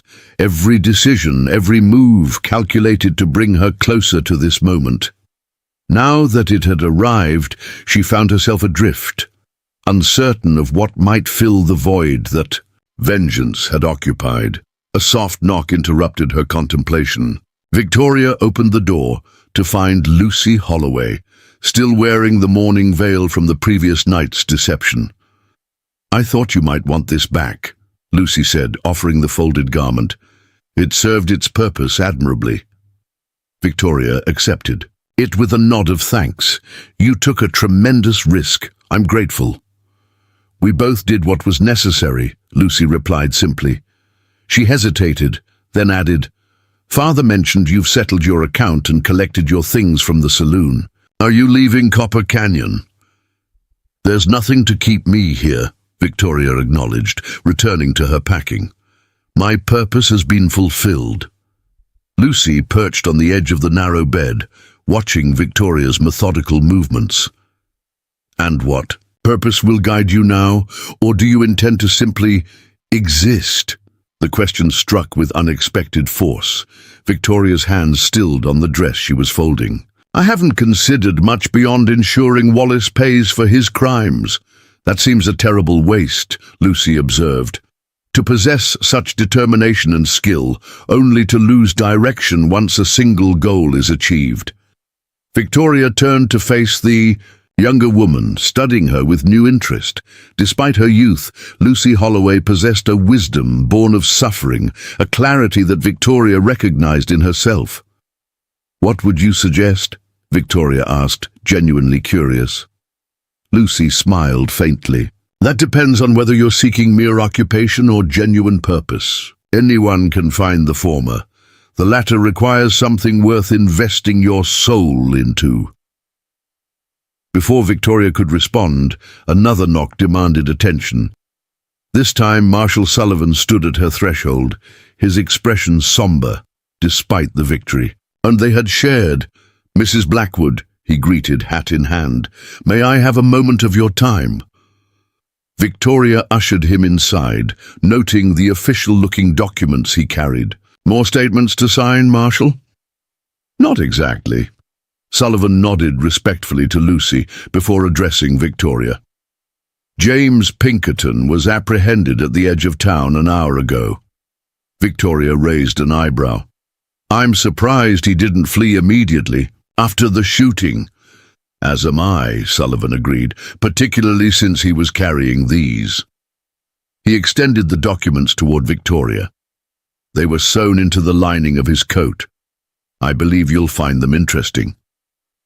Victoria accepted the papers cautiously, unfolding them to reveal official letterhead from the Pinkerton National Detective Agency. Her eyes widened as she scanned the contents. He's an undercover operative, she murmured, astonishment evident in her tone. Infiltrated Wallace's organization 3 years ago as part of a federal investigation. Sullivan nodded. Apparently, the agency has been building a case against Wallace for years. Railway fraud, land theft, multiple murders. Pinkerton was their inside man, gathering evidence while posing as Wallace's loyal secretary. Victoria continued reading, her pulse quickening as she reached a particular paragraph. According to this, the Carson brothers were already on the agency's watch list for previous crimes when Wallace hired them to deal with my husband. Pinkerton claims he tried to warn your husband, Sullivan said quietly. A telegram sent the day before the murder that apparently never arrived. The revelation struck Victoria like a physical blow. For 2 years, she had channeled her grief into a focused quest for vengeance, never considering that others might have been working toward the same justice through different means. Why shoot Wallace last night? Lucy asked, breaking the moment of stunned silence. If they were building a legal case. Because Wallace discovered Pinkerton's true identity yesterday afternoon, Sullivan explained, found telegrams in his belongings during a routine search ordered whenever they arrived in a new town. Pinkerton realized he was compromised when Wallace suddenly changed their established security protocols. Victoria nodded slowly as the pieces aligned. So when Wallace claimed Pinkerton was aiming at me, or rather at Lucy disguised as me, it was misdirection, Sullivan confirmed. Wallace already knew Pinkerton had turned against him and was attempting to manipulate you into eliminating a federal agent. Had you killed Pinkerton believing he threatened your substitute, you'd have murdered an officer of the law, a crime that would have negated any evidence you'd gathered against Wallace, and ensured I'd hang regardless of the justice in my cause, Victoria concluded, a chill running through her at how close she'd come to falling into that trap. Lucy rose from the bed, her face pale beneath the morning light. What of the ledger? Entry that implicated me? Wallace's records showed payment to L. Holloway for information. Sullivan's expression softened with compassion. Pinkerton clarified that as well. The entry referred to Leonard Holloway, your uncle, not you. Apparently, he provided information about mining claims to Wallace's men shortly before leaving town last month. The relief that washed over Lucy's features was palpable. Then I wasn't betrayed nor a traitor myself. Neither, Sullivan assured her, though I'd suggest a conversation with your uncle might be warranted when he returns. As Lucy absorbed this information, Victoria returned to the Pinkerton documents, her trained eye noting details that raised further questions. These reports indicate the investigation began following a series of suspicious railway accidents 3 years before Thomas was killed. Why would federal agents commit such resources to what appeared to be isolated incidents? Sullivan exchanged a significant glance with Lucy before answering. That's the other matter I came to discuss. Pinkerton asked to speak with you directly. He claims to have information about your husband that wasn't included in the official reports. Victoria's heart constricted painfully. What kind of information? I wouldn't say specifically, only that it concerns your husband's activities in the months before his death, and that you deserve to hear it personally, rather than read it in a report. For a moment, Victoria considered refusing. She had found Wallace, secured evidence of his crimes, and ensured he would face justice. Perhaps it was better to leave the past buried, to begin whatever future awaited her without reopening wounds that had finally begun to heal. Yet the investigator in her, the part trained by her father to seek truth above all else, couldn't walk away from potential answers to questions that had haunted her sleepless nights. Very well, she decided. I'll speak with him. The town jail occupied the rear portion of the marshal's office. Its 3 cells currently housing the most significant collection of criminals Copper Canyon had seen in years. The Garrett brothers shared one cell, uncharacteristically subdued. In the face of their impending transfer to federal custody, Wallace occupied the second alone, his wounded shoulder bandaged, but his imperious demeanor intact despite his circumstances. In the third cell sat James Pinkerton, his appearance dramatically transformed from the meticulous secretary Victoria had glimpsed across the saloon. Gone was the carefully cultivated subservience, replaced by the alert posture and evaluating gaze of a professional investigator. Mrs. Blackwood, he greeted, rising as Sullivan escorted her into the cell block. Or should I say, Mrs. Caldwell? I appreciate your willingness to speak with me. Victoria maintained a cautious distance, studying the man who had operated in parallel to her own quest for justice. Marshal Sullivan says you have information about my husband. I'm listening. Pinkerton glanced at Sullivan, who nodded and withdrew to give them privacy while remaining within sight at his desk. What I'm about to tell you isn't in any official report, Pinkerton began, his voice low. Partly to protect ongoing operations, but mainly out of respect for your husband's choices. Victoria tensed. What choices? Thomas Blackwood wasn't just a music teacher who happened to own valuable property, Pinkerton stated carefully. He was an informant for our agency, recruited after he uncovered financial discrepancies in Wallace's railway proposals. The world seemed to tilt beneath Victoria's feet. That's impossible. Thomas would have told me. He was protecting you, Pinkerton countered gently. Wallace had demonstrated a willingness to target families of those who opposed him. Your husband believed keeping you uninformed was the safest course. If he was working with you, why didn't you protect him? Victoria demanded, anger flaring through her shock. Pinkerton's expression reflected genuine regret. We tried. Thomas was supposed to meet with our field agent the day he was killed.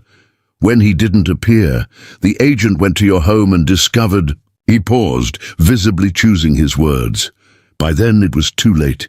The Carson brothers had already carried out Wallace's orders. Victoria turned away, struggling to absorb this revelation.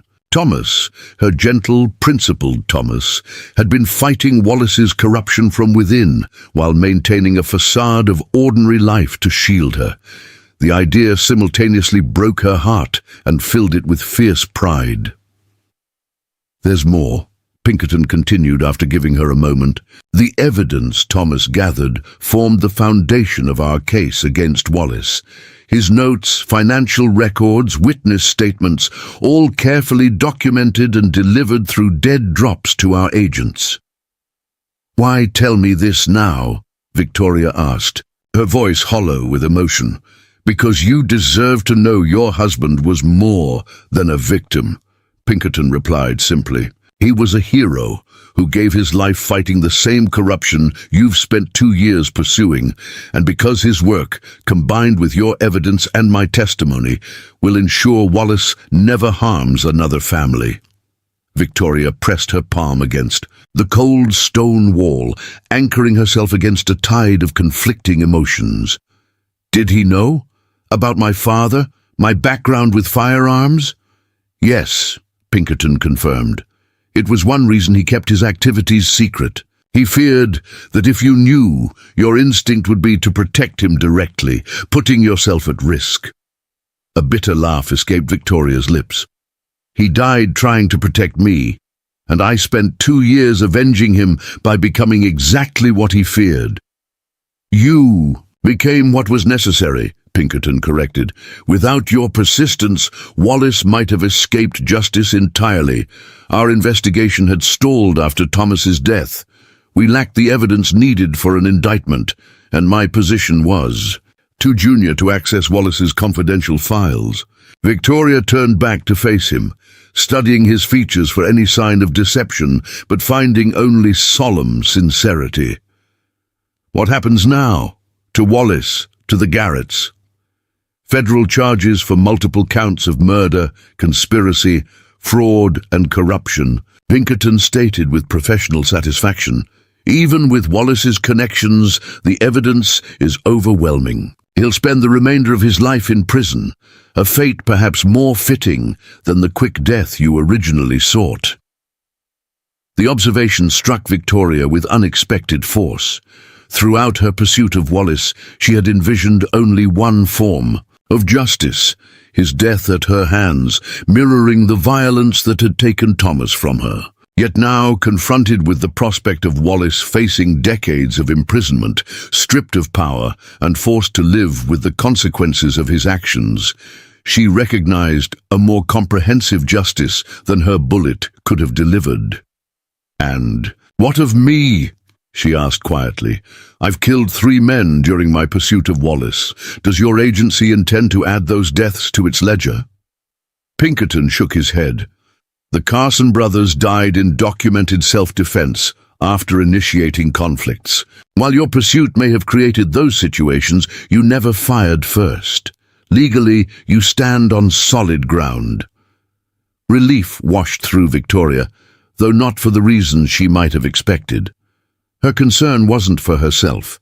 She had long ago accepted the potential consequences of her vendetta, but for what her prosecution might mean for Thomas's legacy and the case against Wallace. "There's one more thing," Pinkerton added, reaching beneath his mattress to extract a small package wrapped in oilcloth.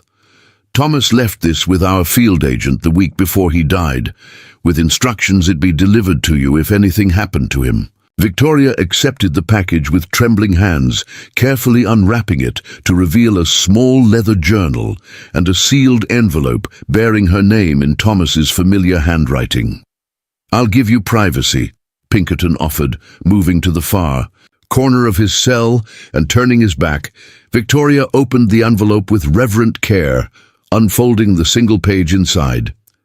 Thomas's elegant script filled the paper, the last communication from a man who had known the risks he faced, even as he continued his dangerous work. "My dearest Victoria, if you are reading this, then I have failed in my promise to grow old beside you. For that, I can never apologize enough. Know that every moment with you has been the greatest joy of my life, a blessing I never deserved, but treasured beyond measure." The enclosed journal details my work against Harrison Wallace, work I undertook, not for recognition or reward, but because I could not stand idle while his corruption destroyed lives and communities. I kept this from you, not from lack of trust, but from abundance of love. The thought of Wallace targeting you, as he has others who opposed him, was unbearable. I know your father's daughter well enough to fear what my death might inspire you to do. I beg you, my beloved, choose life over vengeance. Your remarkable talents were meant for more than retribution. The world needs your strength, your precision, your unwavering moral compass, not wielded as weapons, but as tools to build something lasting. Remember our music, our dreams of teaching children, of filling our home with harmony. That future may now lie beyond our shared path, but it need not be abandoned entirely. All my love, through this life and whatever awaits beyond. Thomas, tears blurred Victoria's vision as she pressed the letter to her heart. Thomas had known her so well, had anticipated her reaction to his death with painful accuracy, even as he hoped she might choose differently. The journal provided detailed accounts of Wallace's operations, corroborating everything Pinkerton had claimed about Thomas's role as an informant. Yet the professional documentation was interspersed with personal reflections that revealed the moral courage that had driven her husband's actions. and the fear for Victoria that had haunted him. Throughout, Marshal Sullivan approached as she finished reading, his expression compassionate. "Are you all right, Mrs. Blackwood?" Victoria carefully refolded Thomas's letter, tucking it and the journal into her pocket. "I believe I will be, Marshal. Eventually." Sullivan nodded, understanding. "The federal marshals will arrive by evening to transfer the prisoners. Once their statements are processed, you'll be free to determine your next steps." "Yes," Victoria murmured, her mind already turning toward possibilities she hadn't permitted herself to consider during her single-minded pursuit of Wallace. "My next steps." As they exited the cell block, Victoria paused in the doorway, looking back at Pinkerton. "Thank you for preserving my husband's legacy and for completing what he started." "We completed it together," Pinkerton corrected. "Justice has many instruments, Mrs. Blackwood.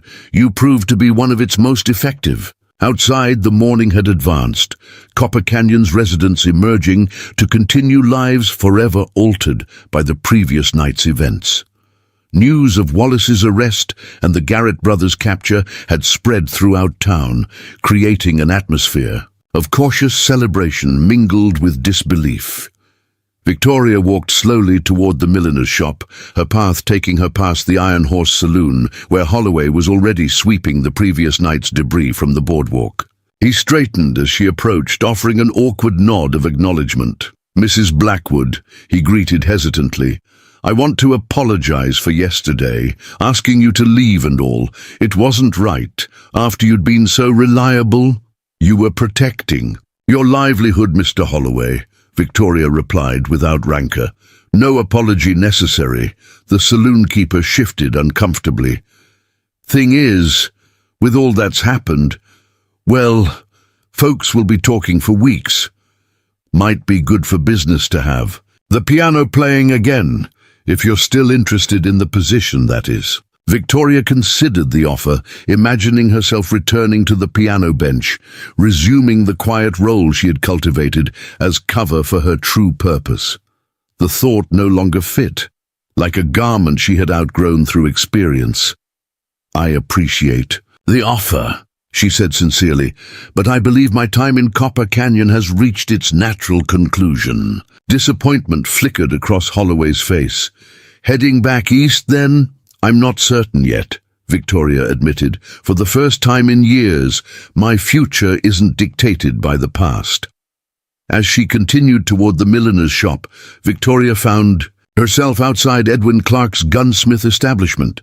The old man was adjusting his window display, deliberately positioning a rifle that had suspiciously similar specifications to the one Pinkerton had used the previous night. "Planning your departure, I see," Clark observed as she approached, having noted her packed valise earlier. "News travels quickly," Victoria remarked with a small smile. Clark shrugged. "Small towns run on gossip like engines run on steam." Question is, where will Victoria Caldwell go now that her hunt has ended? It was the question that had haunted her since Wallace's capture, the vast uncertainty that lay beyond vengeance fulfilled. For 2 years, every decision had served a single purpose. Now, possibility stretched before her like an unmapped territory. "Thomas left me a letter," she said finally, "asking me to choose life over vengeance, to use my skills for building rather than retribution." Clark nodded approvingly. "Sounds like sensible advice from a man who knew you well." "The difficulty," Victoria continued, "is determining what form that might take. The Victoria who taught music alongside her husband died with him. The Victoria who tracked killers across territories has completed her purpose." The old gunsmith considered this philosophical dilemma with the practical mindset of his trade. When a tool serves its purpose, it isn't discarded, it's repurposed. The skills that served your vengeance can serve other worthy causes. As if summoned by this observation, Marshal Sullivan appeared at the end of the street, making his way purposefully toward them. His expression suggested official business rather than casual conversation. "Mrs. Blackwood," he called as he approached. "I've just received a telegram from the Territorial Governor's office. They've reviewed the evidence against Wallace and have some additional questions they'd like answered, preferably in person." Victoria accepted the telegram he offered, scanning its contents with professional interest. "They're requesting my presence in Denver for the formal proceedings." "Not just requesting," Sullivan clarified. "The governor specifically asks for your expertise in reviewing similar cases across the territory. Apparently, your methodical documentation of Wallace's operations impressed more than just the local authorities." Clark chuckled softly. "Seems the question of your future might have found its first answer, Victoria." Victoria reread the telegram, noting the respectful tone and explicit recognition of her investigative skills. Not a summons to account for her actions, but an invitation to apply those same abilities toward broader justice. "There's more," Sullivan added, lowering his voice. "James Pinkerton suggested his agency might have interest in your particular capabilities. Not as a traditional operative, but as a consultant on cases involving complex financial crimes, the kind Wallace specialized in." The prospect stirred something within Victoria that she hadn't felt since Thomas's death. A sense of purpose disconnected from personal vengeance, a path forward that honored her husband's final request while utilizing the skills her unusual life had cultivated. "What will you tell them?" Clark asked, recognizing the significance of the moment. Victoria folded the telegram carefully, tucking it alongside Thomas's letter. "That I'll consider their offer while I attend to some personal matters first." "Personal matters?" Sullivan inquired. "Yes," Victoria confirmed, a decision crystallizing in her mind. "Beginning with a visit to Elizabeth City to place flowers on my husband's grave, then perhaps to my father's hometown, where I have family connections I've neglected during my focused travels." Clark nodded, understanding. "Reclaiming pieces of who you were before, becoming solely an instrument of vengeance." "Precisely," Victoria agreed. "Before I can determine who I might become, I need to reconcile with who I've been." As she bid farewell to the gunsmith and marshal, promising to telegraph her decisions regarding the governor's request, Victoria felt a curious lightness in her steps. The weight of vengeance that had defined her existence had transformed, not vanished entirely, but evolved into something that might yet serve life rather than death. Thomas had asked her to choose life, to build rather than destroy. Perhaps, in helping dismantle operations like Wallace's, in preventing other families from suffering similar losses, she could honor that request while remaining true to the woman she had become. Victoria Caldwell Blackwood, daughter of a legendary marksman, widow of a courageous informant, and now potentially an agent of justice beyond personal retribution, walked toward her uncertain future with the same precise determination that had carried her through the darkest chapters of her past. In Copper Canyon Cemetery, as the federal marshals prepared to transport Wallace and the Garretts to face justice, Victoria placed a single white rose on Michael Holloway's grave. It would be the first of many such gestures, not of farewell, but of acknowledgement that vengeance fulfilled was merely the beginning of healing, not its conclusion. For the first time since finding Thomas murdered in their parlor, Victoria allowed herself to contemplate not just survival or retribution, but the possibility of eventually thriving again, different, scarred, but alive in ways that honored rather than betrayed the love she had lost. Up next, you've got two more standout stories right on your screen. If this one hit the mark, you won't want to pass these up. Just click and check them out, and don't forget to subscribe and turn on the notification bell so you don't miss any upload from us.